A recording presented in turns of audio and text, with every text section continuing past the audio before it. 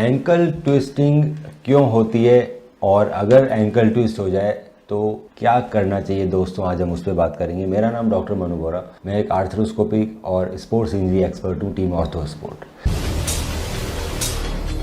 तो दोस्तों, ankle twisting बड़ी ही कॉमन समस्या है। ये कई बार नॉर्मल सीढ़ी उतरते हुए, चढ़ते हुए या कहीं भी आपका खड्डे में पैर आ जाए, इसकी वजह से भी हो सकता है। साथ साथ में जो स्पोर्ट्स पर्सन होते हैं उनमें बहुत कॉमन होता है, रनिंग करते हुए एंकल ट्विस्ट हो गया। तो आखिर क्या रीज़न है कि आपका एंकल ट्विस्ट हो गया?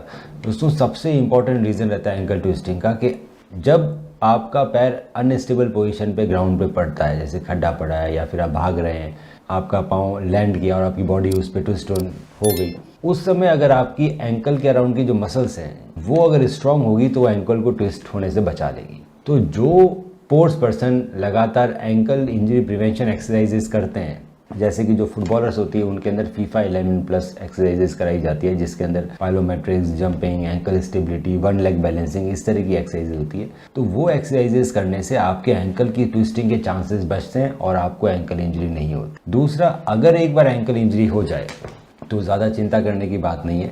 एक बार एंकल इंजरी होने के बाद आपको एंकल में काफ़ी दर्द हो सकता है, सूजन ज़्यादा आ सकती है। तो अगर आप स्पोर्ट्स ग्राउंड में हैं या फिर आप कहीं पे घर पे हैं तो आप आइस पैक लगाइए। आप एक क्रैप बैंडेज लगा सकते हैं उसको थोड़ी स्टेबिलिटी देने के लिए। और जो इनिशियल ट्रीटमेंट रहता है वो रहता है प्राइस, PRICE।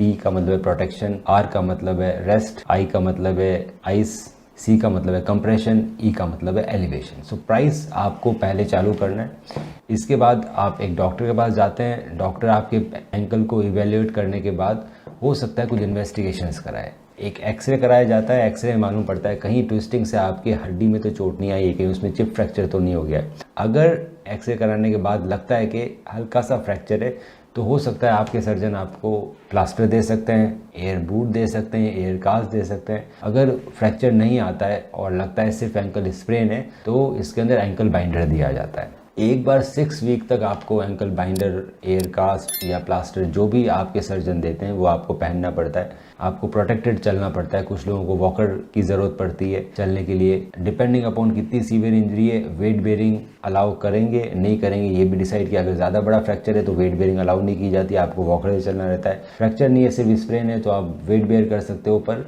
आपको एक एंकल बाइंडर या एंकल सपोर्ट पहनना पड़ता है। 6 वीक कंप्लीट होने के बाद आपका फ्रैक्चर भी जुड़ जाता है और आपके लिगामेंट में हीलिंग भी आती है। उसके बाद रिहेबिलिटेशन फेज आता है। तो बहुत ज़रूरी है कि आप एंकल स्ट्रेंथनिंग एक्सरसाइजेस कीजिए, जिसके अंदर ankle inversion strengthening, ankle eversion strengthening, dorsiflexion, plantar flexion strengthening, साथ में बैलेंस ट्रेनिंग की एक्सरसाइजेज इंक्लूड करते हैं डॉक्टर। इससे दोबारा रिकरेंट एंकल ट्विस्टिंग होने के चांसेस खत्म होते हैं। अगर आप 6 वीक के बाद अच्छा रिहेबिलिटेशन कर रहे हैं और अपनी एक्सरसाइज को अपग्रेड कर रहे हैं हर 15-20 दिन के अंदर, तो दोबारा एंकल ट्विस्टिंग और दोबारा एंकल में इंजरीज के चांसेस बहुत कम होते हैं। अगर इसके बाद भी आपको लगता है कि आपका एंकल अनस्टेबल है, ट्विस्ट करता है बार बार में, या फिर एंकल में दर्द खत्म ही नहीं हो रहा है, तो आपको एक MRI करानी चाहिए एंकल की, ताकि हमें मालूम पड़े कि जो उसमें लिगामेंट होते हैं एंकल के अंदर, मेनली एंटीरियर टेलोफिब्रिल लिगामेंट, कैल्कोन्योफिब्रिल लिगामेंट, पीछे की तरफ एक टेंडन रहता है टेंडो एक्लिस, या फिर जो एंकला कार्टिलेज है कहीं उसमें कुछ डैमेज तो नहीं आया है।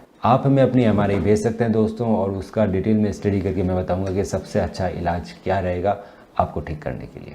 अगर दोस्तों आपको हमारे वीडियोस पसंद आ रहे हैं तो आप वीडियो को लाइक कीजिए और चैनल को सब्सक्राइब कीजिए, ताकि इस तरह के इन्फॉर्मेटिव वीडियोस जो आपकी हेल्थ को, आपके जॉइंट्स को, आपके लिगामेंट को सुरक्षित रखेंगे, उसकी जानकारी आपको मिलती रहे। हम रखें आपका ख्याल।